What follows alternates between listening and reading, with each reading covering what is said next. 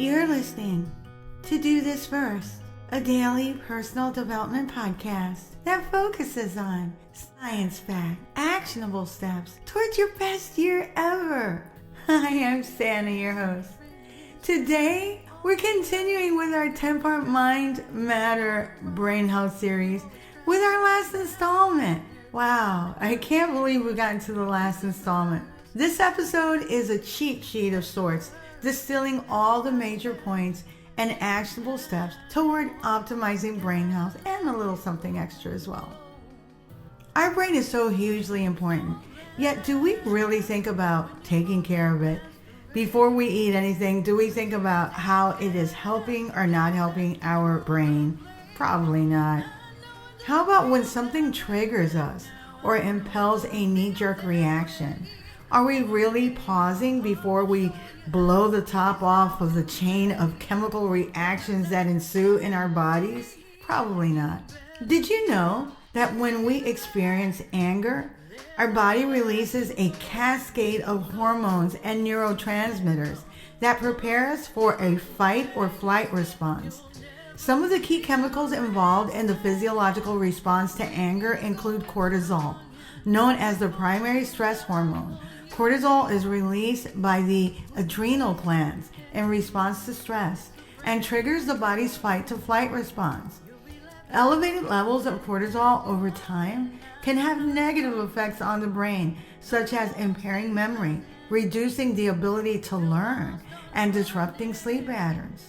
Another chemical that's triggered every time we get angry is adrenaline. Adrenaline is released in response to perceived threats or stressors, increasing heart rate, blood pressure, and energy supplies to prepare the body for action. Goes into crisis mode. While adrenaline can enhance performance in the short term, chronic anger and elevated adrenaline levels can contribute to feelings of anxiety, irritability, and negatively impact cardiovascular health and your brain. Hello? Another chemical that's triggered anytime we get angry is noradrenaline.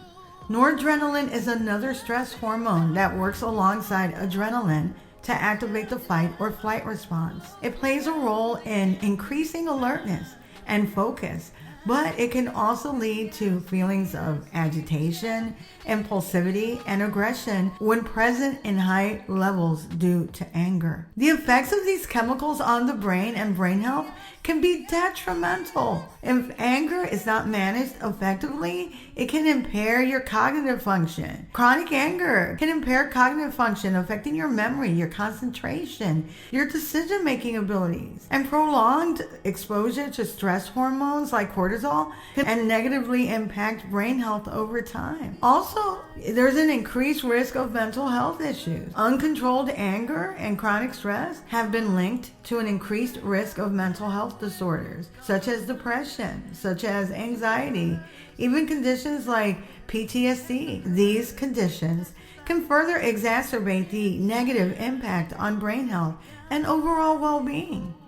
And not to mention the physical health effects. Anger and the associated release of stress hormones can also impact physical health, contributing to conditions like hypertension, heart disease, and weakened immune function.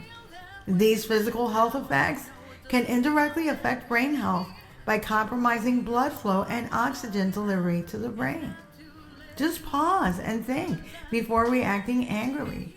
Consider that you are wreaking havoc on your brain by releasing stress hormones like cortisol, adrenaline, noradrenaline in response that can have detrimental effects on the brain and overall brain health.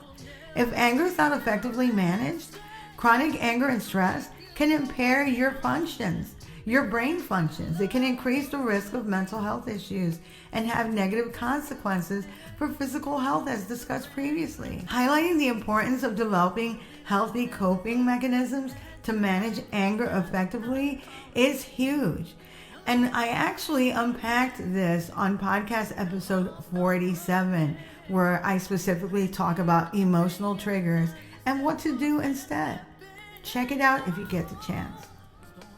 Taking care of our brain, as we've learned throughout this 10-part podcast series, also means proper nutrition, fitness, and good habits.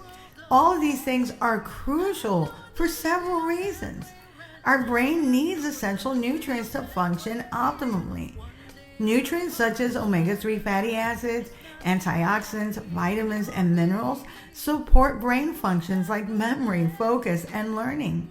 Regular exercise increases blood flow to the brain, promoting the growth of new brain cells and enhancing brain function. And also our emotional well-being. A well-nourished brain is better equipped to manage stress, to regulate emotions, to maintain mental health. Physical activity and good habits like adequate sleep and stress management can reduce the risk of mental health disorders like depression. And then, of course, our brain health and longevity. Research suggests that a healthy lifestyle, including a balanced diet and regular exercise, can protect the brain from age-related decline and reduce the risk of neurodegenerative diseases such as Alzheimer's and dementia. So all things we touched on.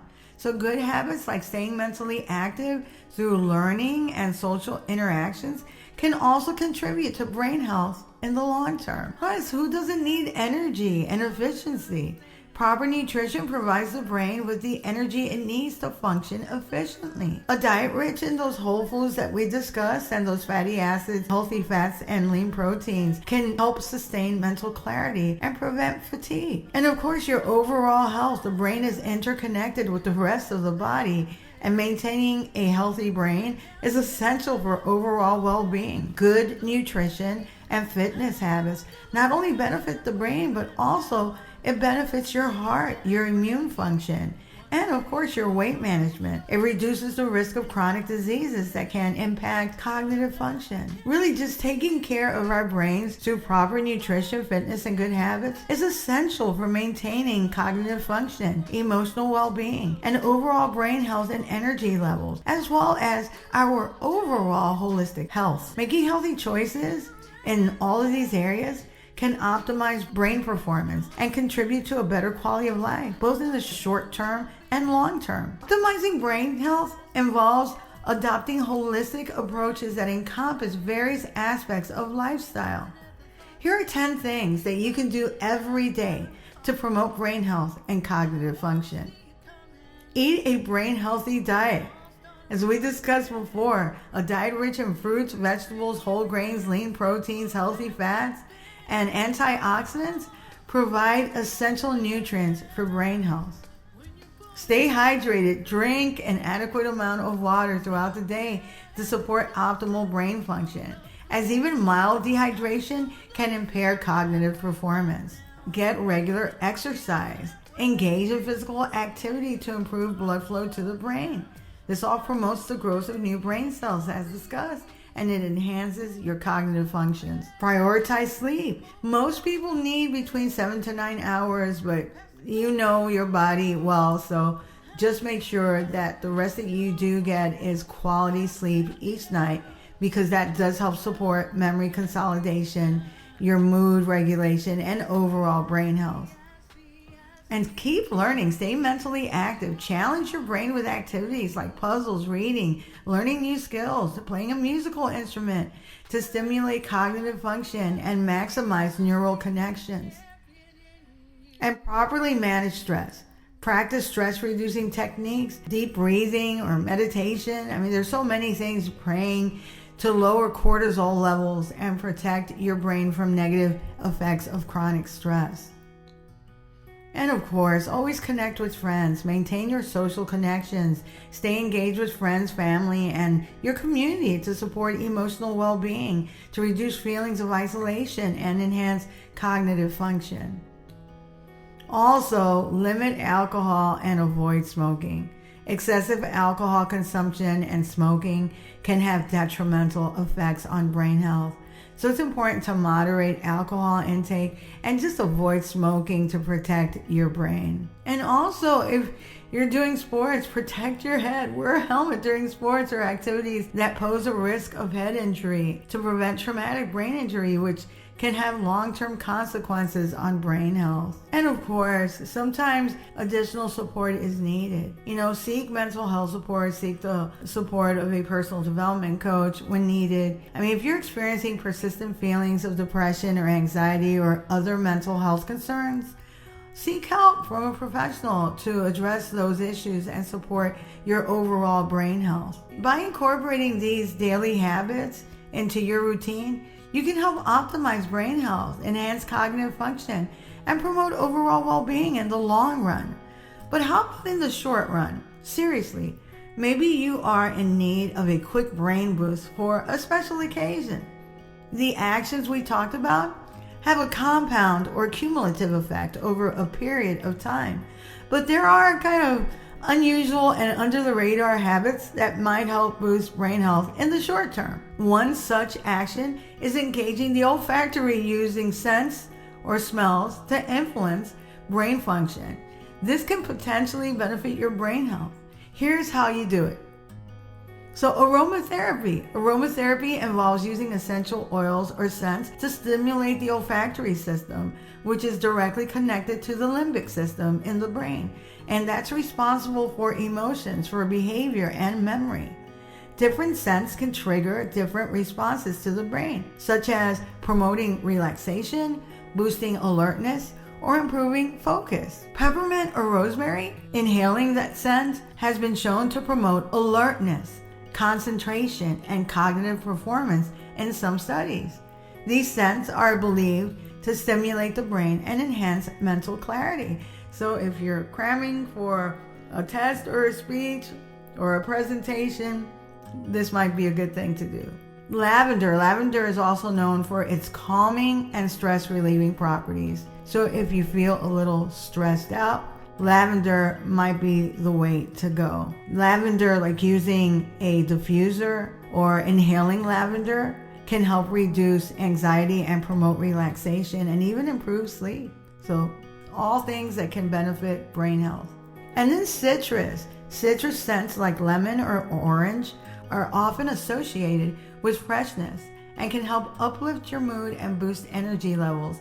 Inhaling these scents may have a revitalizing effect on the brain. Incorporating pleasant scents into your environment and daily routine can provide a quick and unique boost to your brain health and well-being. So there you go. This was one of the most fascinating podcast series that I've done. I've learned so much about brain health. I hope that you did too. A lot of these things make a lot of sense.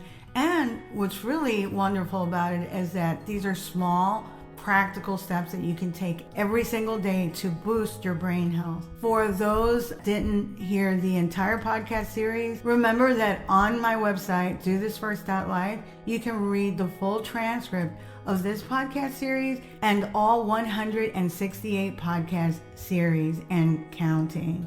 Also, don't forget to sign up for my new weekly newsletter, which will help you get your week started on a positive note. And also, I'll let you know about my public speaking engagements and also when my personal development and executive coaching opens up again. Tomorrow, we're starting another 10-part series. Until then. Moving